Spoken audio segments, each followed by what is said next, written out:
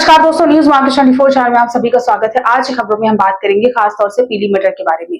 पीली मटर का जो आयात है इसमें एक जबरदस्त गिरावट दर्ज करी गई है इस साल सन 2025 में।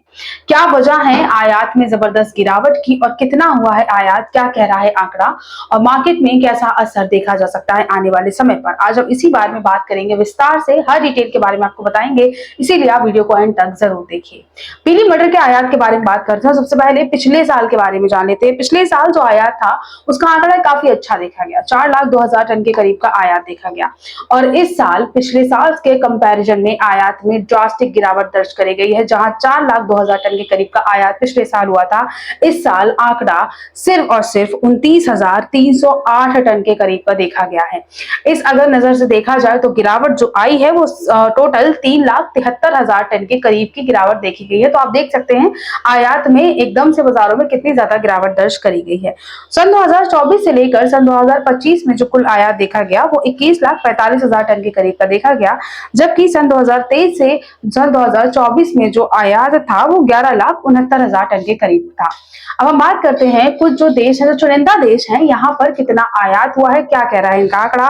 तो कनाडा में आयात हुआ है सिर्फ 25,127 टन का, रशिया में हुआ है 3,362 टन का, और इसके अलावा यूक्रेन में सिर्फ और सिर्फ 818 टन का आयात का आंकड़ा दर्ज किया गया है।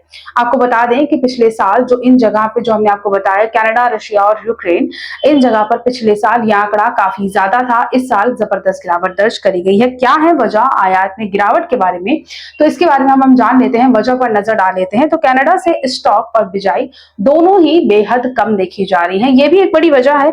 31 मई को आयात छूट जो है वो खत्म हो रही है, ये भी एक बड़ी वजह है आयात में गिरावट की।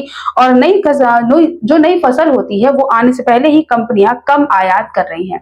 आने वाले समय पर क्या हो सकता है, हमने आपको बता दिया कि आयात के आंकड़े क्या कह रहे हैं, कुछ देशों में कितना आयात हुआ है और क्या है इसकी वजह। अब हम बात करते हैं आने वाले टाइम पे क्या हो सकता है।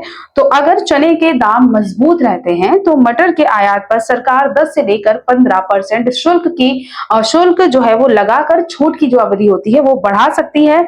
पीली मटर का जो आयात है वो बेहद कम हुआ है, इसका असर बाजार पर देखा जा सकता है और सरकार को जल्द से जल्द नीतियों में कुछ ना कुछ बदलाव करना पड़ेगा, क्योंकि आयात में जो ड्रास्टिक चेंज आया है इसकी वजह से मार्केट में सीधा कीमतों पर असर देखा जा सकता है।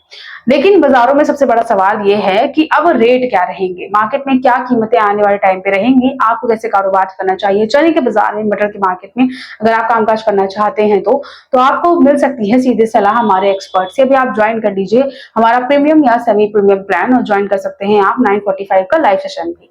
स्क्रीन पर दिए गए नंबर पर कॉन्टेक्ट कर सकते हैं आप, या फिर दिए हुए QR कोड को स्कैन कर सकते हैं, जुड़ सकते हैं न्यूज मार्केट 24 से। तो आज की खबरों में सिर्फ इतना ही, मिलते हैं आपसे अगले वीडियो के साथ, तब तक के लिए stay healthy, stay safe. Thanks for watching bureau report news market 24।